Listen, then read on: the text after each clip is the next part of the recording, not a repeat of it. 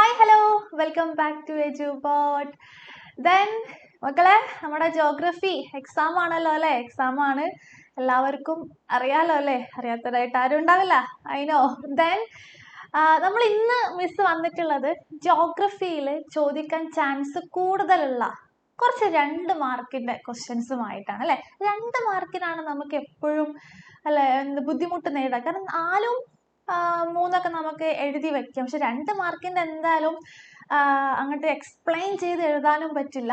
ജോഗ്രഫിയിൽ നമുക്ക് എക്സ്പ്ലെയിൻ ചെയ്ത് എഴുതേണ്ട ആവശ്യമില്ല, പോയിന്റ് ബേസ്ഡ് എഴുതി നമുക്ക് മാർക്ക് കിട്ടുള്ളൂ. അപ്പോൾ 2 മാർക്കിന് ചോദിക്കുന്ന കുറച്ച് ക്വസ്റ്റ്യൻസുകൾ ഏതൊക്കെയാണെന്ന് നമുക്ക് ഈ വീഡിയോയിലൂടെ പഠിക്കാം. ദെൻ നിങ്ങൾക്കൊരു പുതിയൊരു സുവർണാവസരമാണ് എജുപോർട്ട് നിങ്ങൾക്ക് ഒരുക്കിയിട്ടുള്ളത്. ദെൻ +2 അല്ലെ, +1 കഴിഞ്ഞ് നമ്മൾ +2ലോട്ട് പോവാന്ന് അല്ലെ. ഈ എക്സാമിന്റെ നന്നായിട്ട് എക്സാം എഴുതുക കേട്ടോ, നന്നായിട്ട് ജോഗ്രഫി എക്സാം എഴുതുക. എന്നിട്ട് നെക്സ്റ്റ് നമ്മൾ എവിടെ വരും? നിങ്ങൾ +2ലെത്തും. അപ്പോൾ +2ല് എജുപോർട്ട് സൂപ്പർ ബാച്ച് സ്റ്റാർട്ട് ചെയ്യുന്നുണ്ട്. ഈ ഒരു ബാച്ചിന്റെ പ്രത്യേകത എന്ന് പറയുകയാണെങ്കിൽ അല്ലെ, ഒരുപാട് കാര്യങ്ങൾ എജുപോർട്ട് പ്രൊവൈഡ് ചെയ്യുന്നുണ്ട്. ദെൻ നിങ്ങൾക്ക് ഒരുപാട് എക്സാമുകൾ പ്രൊവൈഡ് ചെയ്യുന്നുണ്ട്. ലൈവ് ക്ലാസ്സുകൾ ഉണ്ടായിരിക്കും, സൂം ക്ലാസ്സുകൾ ഉണ്ടായിരിക്കും, ഡൗട്ട് ക്ലിയറൻസ് ഉണ്ടായിരിക്കും.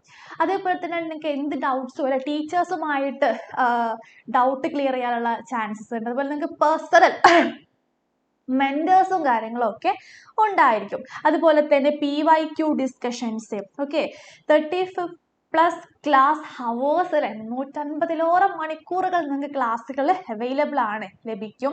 അതുപോലെ ആപ്പ്, എജുപോർട്ടിന്റെ ആപ്പ് എല്ലാവർക്കും അറിയാലോ. യെസ്, അപ്പോൾ എജുപോർട്ടിന്റെ ആപ്പിനകത്ത് ഒരുപാട് റെക്കോർഡ് ചെയ്ത ക്ലാസ്സുകൾസ് ഒക്കെ നിങ്ങൾക്ക് ലഭിക്കുന്നതാണ്. മാത്രമല്ല കേരളത്തിലെ തന്നെ ഹ്യൂമാനിറ്റീസിന്റെ ബെസ്റ്റ് ടീച്ചേഴ്സിനൊപ്പം നിങ്ങൾക്ക് നിങ്ങളുടെ +2 ലൈഫ് A+ഓടെ അല്ലെങ്കിൽ ഫുൾ മാർക്കോടെ ഓരോ വിഷയങ്ങളും നിങ്ങൾക്ക് എന്ത് ചെയ്യാം, സ്കോർ ചെയ്യാവുന്നതാണ്. അപ്പോൾ നിങ്ങൾ ഇപ്പോൾ അഡ്മിഷൻ എടുക്കുമ്പോൾ ഒരു ബെനിഫിറ്റും കൂടെ ഉണ്ട് അല്ലെ. ഒരു വെടിക്ക് 2 പക്ഷി എന്ന് പറയുന്ന പോലെ നിങ്ങൾക്ക് ഈ +2 വരാൻ പോകുന്ന 2026-27 +2 ലൈഫ് മുഴുവനും അതിൻ്റെ കൂടെ തന്നെ നിങ്ങൾക്ക് നിങ്ങളുടെ +1 ഒക്കെ ഇനി വരാൻ പോകുന്ന എക്സാമുകൾ ഉണ്ടല്ലോ, +1ൽ ഓരോ വിഷയങ്ങളുടെയും നമ്മുടെ റാപ്പിഡ് റിവിഷൻസും കാര്യങ്ങളൊക്കെ നടക്കുന്നുണ്ട്. അപ്പോൾ നിങ്ങൾ പെട്ടെന്ന് ഇപ്പോൾ തന്നെ അഡ്മിഷൻ എടുക്കുകയാണെങ്കിൽ നിങ്ങൾക്ക് +1 കൂടെ കംപ്ലീറ്റ്ലി ഫ്രീ ആയിട്ട് നിങ്ങൾക്ക് ഈ ഒരു 5499 നിങ്ങൾക്ക് ലഭിക്കും. അപ്പോൾ എന്ത് ചെയ്യുക, അപ്പോൾ പെട്ടെന്ന് നിങ്ങൾ വീട്ടിലൊക്കെ സംസാരിക്കുക, എജുപോർട്ടിൻ്റെ ഒരു പുതിയ സൂപ്പർ ബാച്ചിൽ പെട്ടെന്ന് തന്നെ എന്ത് ചെയ്യുക, ജോയിൻ ചെയ്യുക.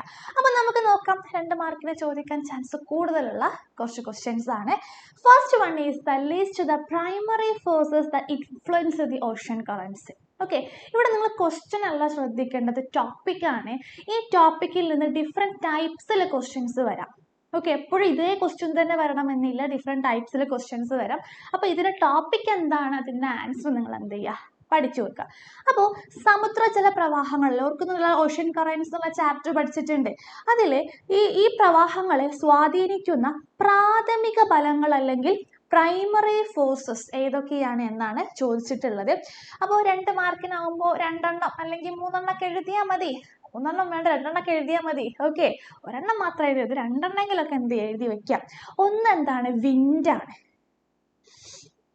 കാറ്റാണ് അല്ലെ. കാറ്റ് നല്ലത് സ്വാധീനിക്കുന്നില്ലേ, അപ്പോൾ അവിടെ പഠിച്ചവർക്ക് അറിയായിരിക്കും. യെസ്, അപ്പോൾ ശ്രദ്ധിക്കുക, wind is the main force that drives surface ocean currents. ഉപരിതല സമുദ്ര പ്രവാഹങ്ങളെ നയിക്കുന്ന പ്രധാന ശക്തിയാണ് അല്ലെ കാറ്റ് എന്ന് പറയുന്നത്. Continuous winds like trade winds westerlies push the surface water of oceans. വ്യാപാര കാറ്റുകൾ, പടിഞ്ഞാറൻ കാറ്റുകൾ തുടങ്ങിയ തുടർച്ചയായ കാറ്റുകൾ സമുദ്രങ്ങളുടെ ഉപരിതല ജലത്തെ അല്ലെ അതങ്ങോട്ട് തള്ളിവിടാൻ അത് സഹായിക്കുന്നുണ്ട്.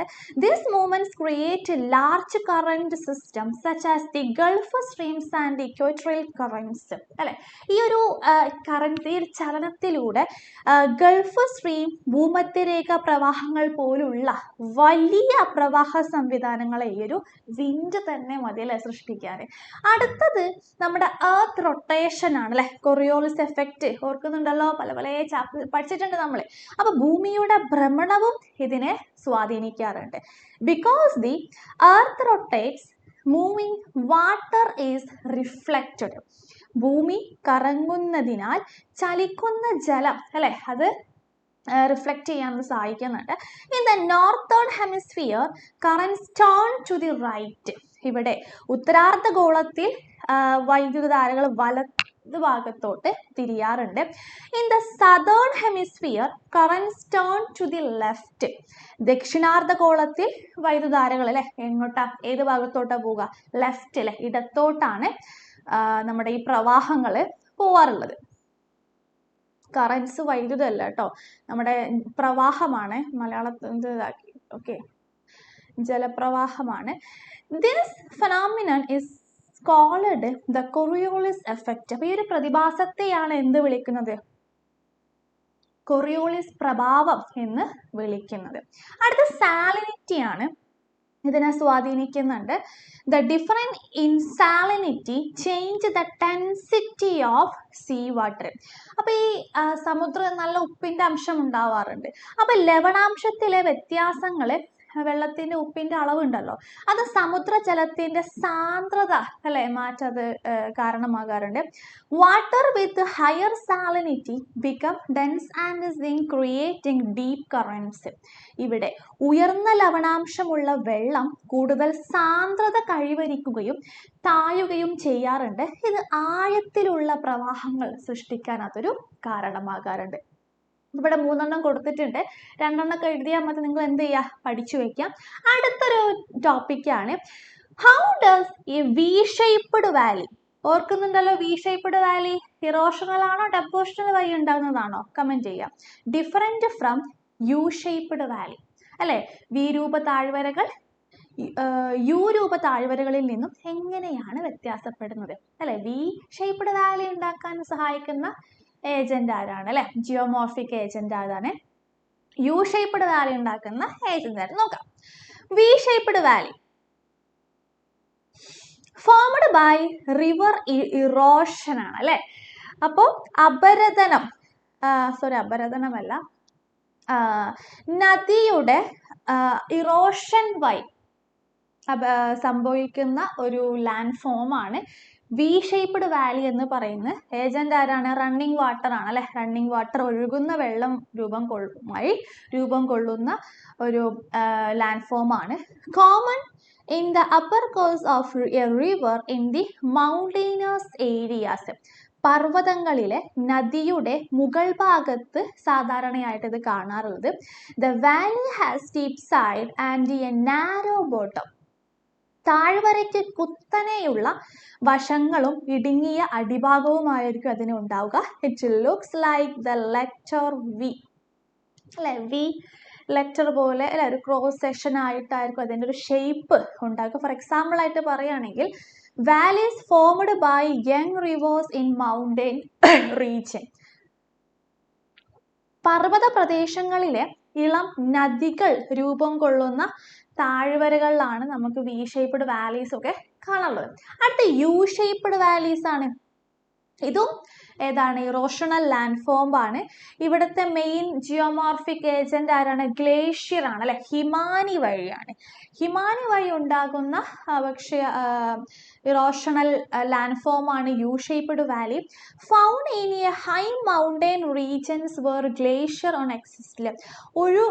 ഒരു ഹിമാനി, ഉയർന്ന പർവ്വത പ്രദേശങ്ങളിലാണ് നമുക്കിത് കാണാൻ പറ്റുക. അവിടുത്തെ ഹിമാനി ഒന്ന് എന്താ പറയാ, എക്സിസ്റ്റ് ആകുമ്പോഴാണ് നമുക്കൊരു യു ഷേപ്പ്ഡ് ആയിട്ട് കാണാറുള്ളത്. The Valley has A wider flat floor and sleep sides. ഇവിടെ താഴ്വരയ്ക്ക് വിശാലമായ പരന്ന തറ അല്ലെ. അതിനൊരു യു അറിയാലോ, ഷേപ്പ് അറിയാലോ, താഴെ ഇങ്ങനെ പരന്ന തറയും കുത്തനെയുള്ള വശങ്ങളുമായിരിക്കും ഉണ്ടാവുക. The looks like the letter U in cross section. നമ്മുടെ യു ആ ഷേപ്പ് അറിയാലോ, അതുപോലെ തന്നെയാണ് നമുക്ക് കാണാറുള്ളത്. ഓൾസോ കോൾഡ് ഗ്ലേഷ്യൽ ട്രാപ്പ് അല്ലെ. ഗ്ലേഷ്യർ ട്രാഫ് എന്നതിനെ വിളിക്കാറുണ്ട്. അപ്പൊ U shaped valley, V shaped valley പഠിച്ചു വെക്കാം. അടുത്തത്, suggest any 2 measures to mitigate landslides അല്ലെ. ഉരുൾപൊട്ടൽ. ഈ ഉരുൾപൊട്ടൽ ഉണ്ടാകുമ്പോൾ നമുക്ക് കേരളത്തിൽ അല്ലെ ഒരുപാട് ഈ മഴ കൂടുന്ന സമയത്ത് ഉരുൾപൊട്ടലുകൾ ഉണ്ടാവാറുണ്ട്. അപ്പൊ ഈ ഉരുൾപൊട്ടലിനെ ലഘൂകരിക്കുവാനുള്ള കുറച്ച് മാർഗങ്ങൾ നമുക്ക് നോക്കാം. ഒന്ന് ഫോറസ്റ്റേഷൻ ആണ്, വനവൽക്കരണം. അല്ലെ? വനങ്ങളില്ലെങ്കിൽ അവിടെ എന്തായാലും ഒരു മൗണ്ടൈൻ റീജിയൻ ആണ്, ഉരുൾപൊട്ടും. അപ്പൊ മരങ്ങൾ ഉള്ളത് കൊണ്ടാണ് ഒട്ടുമിക്ക അല്ലെ ആ വെള്ളത്തിനെയും മണ്ണിനെയും ഒക്കെ പിടിച്ചു നിർത്തുന്നുണ്ട്. Planting trees and vegetation on slopes help bind the soil with roots. ചരിവുകളിൽ മരങ്ങളും സസ്യങ്ങളും നട്ടുപിടിപ്പിക്കുന്നത് മണ്ണിനെ വേരുമായിട്ട് ബന്ധിപ്പിക്കാൻ അത് സഹായിക്കാറുണ്ട്. This reduces soil erosion and prevents the landslides. ഇത് മണ്ണൊലിപ്പ് കുറയ്ക്കുകയും ഉരുൾപൊട്ടൽ തടയുകയും ഇതുവഴി ചെയ്യുന്നു. അടുത്തത് terracing and slope stabilization ആണ്. ടെറസിങ്ങും ചരിവ് സ്ഥിരതയുമാണ്. Terracing reduce the steepness of slopes. ഇവിടെ ടെറസിങ്ങിലൂടെ ചെരിവുകളുടെ കുത്തനെയുള്ളത് കുറയ്ക്കാൻ സഹായിക്കാറുണ്ട്. Techniques like retaining wall, rock balls and wire wash help stabilise slopes. സംരക്ഷണ ഭിത്തികൾ, റോക്ക് ബോട്ടുകൾ, വയർമേഷ് തുടങ്ങിയ ന്യൂതൻ സാങ്കേതിക വിദ്യകൾ ചെരിവുകൾ സ്ഥിരപ്പെടുത്താൻ സഹായിക്കുന്ന ഒരു മാർഗമാണ്. അടുത്തത് കൺട്രോൾഡ് കൺസ്ട്രക്ഷൻ. ഓക്കെ, നിർമ്മാണങ്ങൾ എന്ത് ചെയ്യുക? നിയന്ത്രിക്കുക. Avoid heavy construction on steep slopes and land slides prawns areas. അല്ലെ, കുത്തനെയുള്ള ചെരിവുകളിലും മണ്ണിടിച്ചിലിന് സാധ്യതയുള്ളത് കൊണ്ട് തന്നെ ആ പ്രദേശങ്ങളിലുള്ള കനത്ത നിർമ്മാണ പ്രവർത്തനങ്ങൾ എന്ത് ചെയ്യുക? ഒഴിവാക്കുക. Follow proper land use planning and building regulations. അല്ലെ, ശരിയായ ഭൂവിനിയോഗ ആസൂത്രണവും കെട്ടിട നിർമ്മാണ ചട്ടങ്ങളും എന്ത് ചെയ്യുക? പാലിക്കാം. അടുത്തൊരു ഇമ്പോർട്ടൻറ്റ് ടോപ്പിക് ആണ് the temperature condition of different layers of the atmosphere. അല്ലെ, അന്തരീക്ഷത്തിലെ വിവിധ പാളികളുടെ താപനില അവസ്ഥകളെ ഏതൊക്കെയാണെന്ന് വിശദീകരിക്കാം. ശ്രദ്ധിക്കാം. The atmosphere is divided into layers based on the temperature changes. Okay, താപനിലയിലെ വ്യത്യാസത്തെ അടിസ്ഥാനമാക്കി അന്തരീക്ഷത്തിന്റെ വിവിധ പാളികൾ എന്തിനു ഡിവൈഡ് ചെയ്തിട്ടുണ്ട്. ട്രോപ്പോസ്ഫിയർ അറിയാലോ, ഓർക്കുന്നു ട്രോപ്പോസ്ഫിയർ എന്താണെന്നുള്ളത്. ടെമ്പറേച്ചർ ഡിക്രീസ് വിത്ത് ഹൈറ്റ്. ട്രോപ്പോസ്ഫിയർ ആണ് ഏറ്റവും താഴത്തെ പാളി. അവിടെ ഉയരം കൂടുന്തോറും താപനില കുറയുന്നതായിട്ട് നമുക്ക് കാണാം. അടുത്ത് സ്ട്രാറ്റോസ്ഫിയർ ആണ്. Okay, temperature increase due to the presence of the ozone layers. Okay, നമ്മുടെ ഓസോൺ ലെയറിന്റെ ഒരു പ്രസൻസ് ഉള്ളത് കൊണ്ട് തന്നെ ടെമ്പറേച്ചർ ഇൻക്രീസ് ആവുന്നത് നമുക്ക് ഈ ലെയറിൽ കാണാൻ പറ്റും. അടുത്ത മെസോസ്ഫിയർ ആണ്. The temperature again decreases and it's A coldest layer. അപ്പോൾ നമ്മൾ മെസോസ്ഫിയർ ലെയറിലോട്ട് എത്തുമ്പോൾ അവിടുത്തെ ടെമ്പറേച്ചർ എന്താവാറുണ്ട്? യെസ്, ഡിക്രീസ് ആവുന്നുണ്ട്. അതിനൊരു കോൾഡസ്റ്റ് ലെയർ ഒന്നും വിശേഷിപ്പിക്കാറുണ്ട്. അടുത്ത തെർമോസ്ഫിയർ ആണ്. It is rays sharp absorption of the solar radiation. Okay, സൂര്യവികിരണങ്ങൾ കൂടുതലായിട്ട് ആഗിരണം ചെയ്യുന്നതിനാൽ താപനില വേഗത്തിൽ ഉയർന്നതായിട്ട് നമുക്ക് ഇവിടെ കാണാൻ പറ്റും. അപ്പോൾ ഇത് നോട്ട് ചെയ്ത് വെക്കുക. It's a very important. അടുത്ത differentiate mountain breeze and valley breeze. പർവ്വതക്കാറ്റും താഴ്വരക്കാറ്റും തമ്മിൽ എന്താണെന്ന് എഴുതുക. ഇതും അല്ലെങ്കിൽ ചിലപ്പോൾ എന്ത് ചോദിക്കാം? നമ്മുടെ സീ ബ്രീസ് അല്ലെങ്കിൽ ലാൻഡ് ബ്രീസ് ചോദിക്കാം. പക്ഷെ ഇത് നമ്മൾ എന്താണ്, അത് ഒരുപാട് ചോദിച്ച് കണ്ടിട്ടുണ്ട്. അപ്പോൾ ഇതും കൂടെ അതിൻ്റെ കൂടെ എന്ത് ചെയ്യുക? പഠിച്ചു വെക്കുക കേട്ടോ. എന്താണ് താഴ്വരക്കാറ്റ്, മലങ്കാറ്റ്? The mountain region during the day time the slopes get heated up. മലമ്പ്രദേശങ്ങൾ അല്ലെ, പകൽ സമയത്ത് മലമ്പ്രദേശങ്ങൾ ചൂടാവുക, പെട്ടെന്ന് ചൂടാവും. അതുപോലെ തന്നെ വായു മുകളിലോട്ട് ഉയരുകയും ചെയ്യാറുണ്ട്. The heated air moves upward. Air from the valley moves up and fills the gaps created. താഴ്വരയിൽ നിന്നും വായു മുകളിലോട്ട് പ്രവഹിച്ച് ആ ശൂന്യത ഇവിടെ നികത്തുന്നുണ്ട്. The wind thus caused is called valley breeze. താഴ്വരയിൽ നിന്നും വീശുന്ന ഈ കാറ്റിനെയാണ് എന്ത് പറയുന്നത്? താഴ്വരക്കാറ്റ് അല്ലെങ്കിൽ വാലി ബ്രീസ് എന്ന് പറയുന്നത്. അടുത്ത് നമുക്കിനി മലങ്കാറ്റ് എന്താന്ന് നോക്കാം. During the nights slopes get cooled. The dense air goes down to the valley. രാത്രിയിൽ മലം ചെരിവുകൾ തണുക്കുമ്പോൾ അവിടെയുള്ള സാന്ദ്രത കൂടിയ വായു താഴ്വരയിലോട്ട് താഴാറുണ്ട്. This is the mountain wind. Then cool air from high plateau and ice fields flow into the valley. These winds are called katabatic winds. ഇവിടെ മലയിൽ നിന്നും താഴ്വരയിലോട്ട് വീശുന്ന ഈ കാറ്റിനെയാണ് നമ്മൾ എന്ത് പറയുന്നത്? മലങ്കാറ്റ് എന്ന് പറയുന്നത്. ഉയർന്ന പീഠഭൂമികളിൽ നിന്നും മഞ്ഞുപാടങ്ങളിൽ നിന്നും തണുത്ത കാറ്റ് താഴ്വരകളിലോട്ട് വീശാറുണ്ട്. ഈ കാറ്റിനെ കറ്റാബാറ്റിക് വിൻഡ്സ് എന്നും ഇതിനെ പറയാറുണ്ട്. അടുത്തൊരു പ്രധാനപ്പെട്ട 2 മാർക്കിന്റെ ക്വസ്റ്റ്യൻ ആണ്, which are the branches of systematic approach. Okay, പ്രാദേശിക ഭൂമിശാസ്ത്രത്തിന്റെ ശാഖകൾ ഏതൊക്കെയാണ്? ഇതിൽ ഏതെങ്കിലും ഒരെണ്ണം ചോദിക്കാം. ഒന്നെങ്കിൽ ഫിസിക്കൽ ജോഗ്രഫി ആയിരിക്കാം, അല്ലെങ്കിൽ ഹ്യൂമൻ ജോഗ്രഫി ആയിരിക്കാം, അല്ലെങ്കിൽ ബയോ ജോഗ്രഫി ആയിരിക്കാം ചോദ്യം. അപ്പോൾ എന്ത് 3ഉം പഠിച്ചു വെക്കുക. ഫിസിക്കൽ ജോഗ്രഫി ഏതൊക്കെ വരുന്നുണ്ട്? Sub branches climatology, hydrology, soil geography. മണ്ണിന്റെ ഭൂമിശാസ്ത്രം,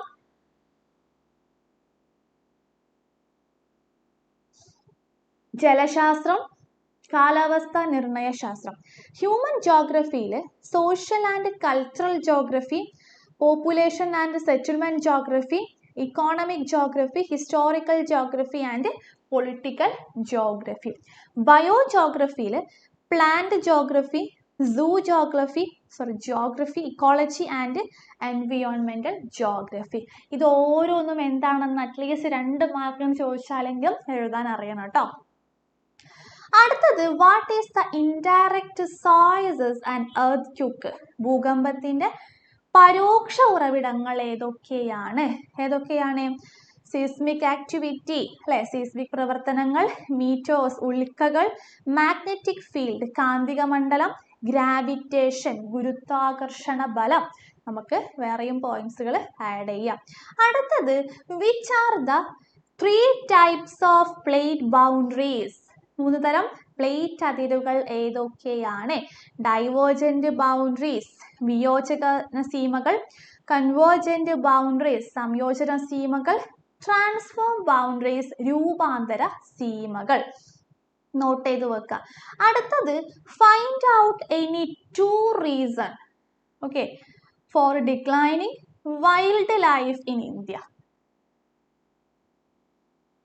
ഇന്ത്യയിൽ വന്യജീവികൾ കുറയുന്നതിനുള്ള ഏതെങ്കിലും 2 കാരണങ്ങൾ എന്ത് ചെയ്യുക? കണ്ടെത്തി എഴുതുക. 2 എണ്ണം എഴുതിയാൽ മതി. 2 മാർക്കിനൊക്കെ 2 എണ്ണം ധാരാളം തന്നെയാണ്. പക്ഷെ നിങ്ങൾ ഇവിടെ കുറച്ച് പോയിന്റുകൾ ഉണ്ട്, ആഡ് ചെയ്യാം. ഡീഫോറസ്റ്റേഷൻ ആൻഡ് ഹാബിറ്റേറ്റ് ലോസ് ആണല്ലോ ഒന്നാമത്തെ റീസൺ. ഇവിടെ large scale clearing of forest for agriculture, industries, mining and settlement destroys the natural habitats of animals. അല്ലേ, നമ്മൾ ഈ ഒരു വനനശീകരണം എന്ന് പറയുന്നത് തന്നെ ആ ഒരു ഫോറസ്റ്റിലെ സസ്യജീവ ജന്തുജാലങ്ങൾ നെഗറ്റീവായിട്ട് നല്ല രീതിയിൽ ബാധിക്കാറുണ്ട്. ഇപ്പം നമ്മൾ കൃഷിക്ക് വേണ്ടിയിട്ടോ അല്ലെങ്കിൽ വ്യവസായശാലകൾക്ക് വേണ്ടിയിട്ടോ ദെൻ ഖനനത്തിന് വേണ്ടിയിട്ടോ വീട് വെക്കാൻ വേണ്ടിയൊക്കെ നമ്മൾ ഈ ഒരു ഫോറസ്റ്റ് ഏരിയ അല്ലെങ്കിൽ മരങ്ങളെ വെട്ടി നശിപ്പിക്കുമ്പോൾ അത് ഈ ഒരു വന്യജീവികളുടെ കുറയലിന് അത് കാരണമാകാറുണ്ട്. രണ്ടാമത്തെ ഇല്ലീഗൽ ഹണ്ടിങ് ആണ്, അല്ലേ. ഇപ്പോൾ മൃഗങ്ങളെ വേട്ടയാടാന്ന് പറയുന്നത് നിയമത്തിനെതിരെയാണ്, പ്രശ്നമാണ്, അല്ലേ. വേട്ടയാടി മൃഗങ്ങളുടെ എണ്ണം കുറഞ്ഞു വരുന്നുണ്ട്. Animals hunted for skin, tusk, horn, bones and meat leading to a sharp fall in many species. അപ്പം ഈ മൃഗങ്ങളെ വേട്ടയാടൽ ഒരു കാലത്ത് എന്തായിരുന്നു? ഭക്ഷണത്തിന് വേണ്ടിയിട്ടായിരുന്നു. പിന്നീട് അതൊരു ക്രേസ് ആയത്, എൻ്റർടൈൻമെൻ്റ് ആയിട്ട് വേട്ടയാടലുകൾ ഉണ്ടായിരുന്നു. നമ്മുടെ സ്കിന്നിന് വേണ്ടിയിട്ടല്ല, സ്കിന്നുമായി ബന്ധപ്പെടുത്തി നമ്മൾ ഈ കമ്പിളി പുതപ്പുകളെ പല രീതിയിലുള്ള, അതുപോലെ ഈ കൊമ്പുകളെ, ആനക്കൊമ്പ് പോലെയുള്ള അല്ലെ ഹൈവറി എന്താണ് ഒരുപാട് ക്രാഫ്റ്റ് ഐറ്റംസിനൊക്കെ ഡെക്കറേഷൻസിനൊക്കെ എന്ന പല ആളുകൾ ഉപയോഗിച്ചത്. പല ആവശ്യങ്ങൾക്ക് വേണ്ടി, മാംസത്തിന് വേണ്ടി, അതിൻ്റെ ബോൺസിന് വേണ്ടിയൊക്കെ മൃഗങ്ങളെ വേട്ടയാടൽ അത് ഇല്ലീഗലാണ് ഇപ്പോൾ. വേട്ടയാടൽ നല്ല കേസും കാര്യങ്ങളൊക്കെ ആയിരിക്കും. അടുത്ത റാപ്പിഡ് അർബനൈസേഷൻ ആൻഡ് ഇൻഡസ്ട്രിയലൈസേഷൻ ആണ്. Expansion of cities, roads, dams and industries disturbs wildlife habitats and migration routes. Okay, അപ്പം നമ്മൾ ഈ ഒരു ഇൻഡസ്ട്രിയലൈസേഷൻ വ്യവസായവൽക്കരണത്തിൻ്റെ ഭാഗമായിട്ടൊക്കെ ഒരുപാട്, അതുപോലെ നഗരവൽക്കരണത്തിൻ്റെ ഭാഗമായിട്ടൊക്കെ ഒരുപാട് ലാൻഡ് ഏരിയാസ്, ഫോറസ്റ്റ് ഏരിയാസ് ഒക്കെ നമ്മൾ വെട്ടി നശിപ്പിച്ച് നിരപ്പാക്കുമ്പോൾ അത് ഇവർ നെഗറ്റീവായിട്ട് റോഡ് കൺസ്ട്രക്ഷന് വേണ്ടി, ഡാം കൺസ്ട്രക്ഷന് വേണ്ടിയിട്ടൊക്കെ പല ആക്ടിവിറ്റീസുകളും ചെയ്യാറുണ്ട്. അതും ഒരു നെഗറ്റീവ് എഫക്റ്റ് ആയിട്ട് ഫീൽ ചെയ്യാറുണ്ട്. അടുത്ത വാട്ട് ഈസ് ദ ജിയോമോർഫോളജി? അടുത്ത 2 മാർക്കിനൊക്കെ ചോദിച്ച് കാണാറുണ്ട്. എന്താണ് geomorphology? It is the branch of physical geography that studied the origin, evolution and distribution of landforms on the earth surface. ഭൗമരൂപശാസ്ത്രം എന്ന് പറയുന്നത് ഭൗതിക ഭൂഗോള ശാസ്ത്രത്തിന്റെ ഒരു ശാഖയാണ്. ഭൂമിയുടെ ഉപരിതലത്തിലെ ഭൗമരൂപങ്ങളുടെ ഉത്ഭവം, വികാസം, വിതരണം എന്നിവയെ കുറിച്ച് പഠിക്കുന്ന ഒരു പഠനശാഖയാണ് എന്ത്? ജിയോമോർഫോളജി എന്ന് പറയുന്നത്. ഇവിടെ വെതറിംഗ് അല്ലെ, അപക്ഷയം, ഇറോഷൻ, ഡിപ്പോഷൻ, അഗ്നിപർവ്വത പ്രവർത്തനങ്ങൾ, ടെക്ടോണിക് ചലനങ്ങൾ തുടങ്ങിയ പ്രക്രിയകൾ വഴി പർവ്വതങ്ങൾ, സമതലങ്ങൾ, പീഠഭൂമികൾ, താഴ്വരകൾ, നദികൾ എന്നിങ്ങനെ വ്യത്യസ്തമായിട്ടുള്ള കാര്യങ്ങൾ ഭൂരൂപശാസ്ത്രങ്ങളെ വിശദീകരിക്കുന്നുണ്ട്. അപ്പോൾ ഡിഫൈൻ ചെയ്യാൻ ചോദിക്കും, നോട്ട് ചെയ്യാം. അത് difference between the epicentre and seismic focus. അതികേന്ദ്രവും ഭൂകമ്പ നാഡിയും തമ്മിലുള്ള വ്യത്യാസങ്ങൾ എഴുതുക. എന്താണ് ഫോക്കസ്? എന്താണ് എപ്പിസെന്റർ? നോക്കാം. The place where the earthquake originates inside the earth is called its focus. ഭൂമിയുടെ ഉള്ളിൽ ഭൂകമ്പം ആരംഭിക്കുന്ന സ്ഥലത്തെയാണ് നമ്മൾ ഉത്ഭവ കേന്ദ്രം എന്ന് പറയുന്നത്. The point on the earth surface vertically above the focus is called the epicenter. ഉത്ഭവ കേന്ദ്രത്തിനും നേരെ ഭൗമോപരിതലത്തിലെ ഭൂകമ്പം ആരംഭിക്കുന്ന സ്ഥലമാണ് എന്ത്? എപ്പിസെന്റർ എന്ന് പറയുന്നു. അടുത്ത് വാട്ട് ഈസ് അർബൻ ഫോറസ്ട്രി? എന്താണ് നഗരവനവൽക്കരണം? ഓക്കെ, നോക്കാം. Urban forestry. In urban forestry trees are planted on public and private land in and around town and cities. Okay, നഗരവനവൽക്കരണത്തിൽ നഗരങ്ങളിലും പട്ടണങ്ങളിലും പ്രാന്തപ്രദേശങ്ങളിലും പൊതുസ്ഥലങ്ങളിലുമെല്ലാം മരങ്ങൾ വെച്ച് പിടിപ്പിക്കുന്നതിനെയാണ് അർബൻ ഫോറസ്ട്രി എന്ന് പറയുന്നത്. ഇപ്പം നമ്മുടെ പാർക്കുകൾ അല്ലെ, വഴിയോരങ്ങള്, പൊതുവായ കച്ചവട സ്ഥലങ്ങള് അല്ലെ, എന്നിവിടങ്ങളിലൊക്കെ മരങ്ങൾ വെച്ച് പിടിപ്പിക്കുകയും വിവിധ വകുപ്പുകളുടെയും സർക്കാരിൻ്റെയും സംഘടനകളെയും സഹായത്താൽ സംരക്ഷിക്കുകയും ചെയ്യുന്നതാണ് നഗരവത്. അടുത്ത് identify the atmospheric layers, explain one layer. ഏതൊക്കെയാണ് അന്തരീക്ഷ പാളികള്? തിരിച്ചറിയാലോ. Troposphere, stratosphere, mesosphere, thermosphere and exosphere. അടുത്തത് name any countries in the Indian subcontinent other than India. India ഒഴികെയുള്ള ഏതെങ്കിലും 2 3 രാജ്യങ്ങളുടെ പേര് എഴുതാൻ പറയാം. അതൊക്കെ എഴുതും. പാകിസ്ഥാൻ, അഫ്ഗാനിസ്ഥാൻ, ചൈന, നേപ്പാൾ, ഭൂട്ടാൻ, ബംഗ്ലാദേശ്, മ്യാൻമർ ഒക്കെ നമുക്ക് കൊടുക്കാം. അടുത്തത് വാട്ട് ഈസ് കെർവാസ് അല്ലെ? എന്താണ് karewas? Which is the agent of denudation responsibilities for its formation അല്ലെ? എന്താണ് കെർവാസ്? ഇവയുടെ രൂപീകരണത്തിന് കാരണമായിട്ടുള്ള അപരദന സഹായി ആരാണെന്ന് നോക്കാം.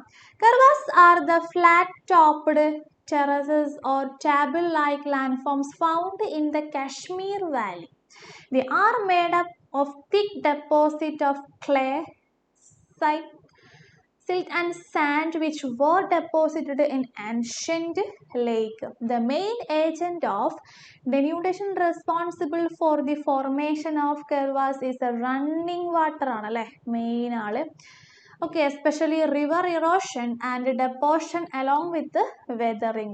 അപ്പോൾ കാശ്മീർ താഴ്വരകളിൽ കാശ്മീർ താഴ്വരയിൽ കാണപ്പെടുന്ന പരന്ന മുകൾ തട്ടുകളോ അല്ലെങ്കിൽ മേശ പോലുള്ള ഭൂരൂപങ്ങളെയാണ് നമ്മൾ എന്ത് പറയുന്നത്?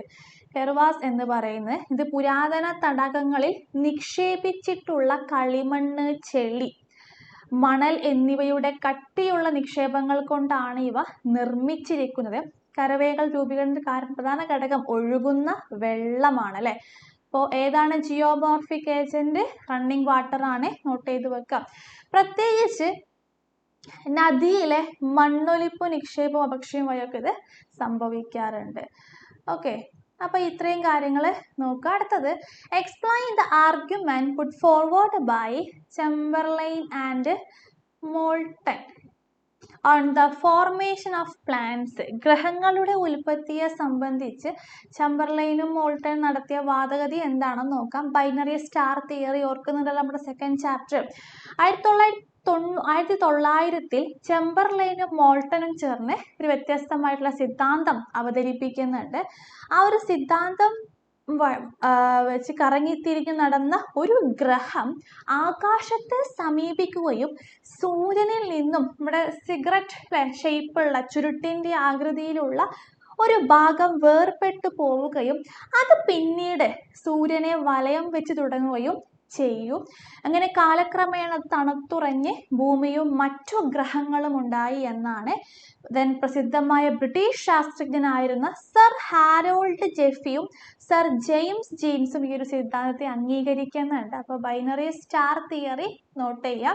അപ്പോൾ ഇത്രയും കാര്യങ്ങൾ എന്ത് ചെയ്യുക, നന്നായിട്ട് പഠിക്കുക. എന്തായാലും എക്സാമിന് വരാൻ ചാൻസ് കൂടുതലുള്ള മാർക്ക് ക്വസ്റ്റ്യൻസ് ആണ്. Then topics and answers. Okay, അപ്പോൾ ഒരിക്കൽ കൂടി പറയാണ്, നിങ്ങളുടെ +2 ലൈഫിലോട്ട് നിങ്ങൾ കടക്കാൻ പോവുകയാണ്. +1 കഴിയാറായി.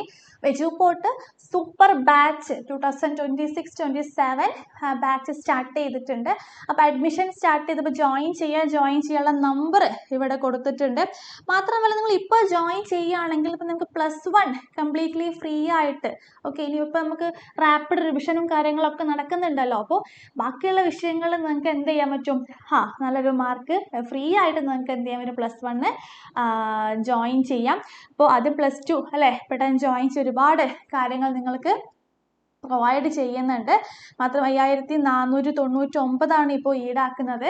കുറച്ച് കഴിയുമ്പോൾ പല പല ബാച്ചിലും എമൗണ്ട് കൂടും. അപ്പോൾ പെട്ടെന്ന് എന്ത് ചെയ്യുക, നിങ്ങളുടെ സ്ലോട്ട് നിങ്ങൾ ബുക്ക് ചെയ്യുക. ഓക്കെ, മറ്റൊരു വീഡിയോ ആയിട്ട് വീണ്ടും കാണാം. അതുവരെ ബൈ.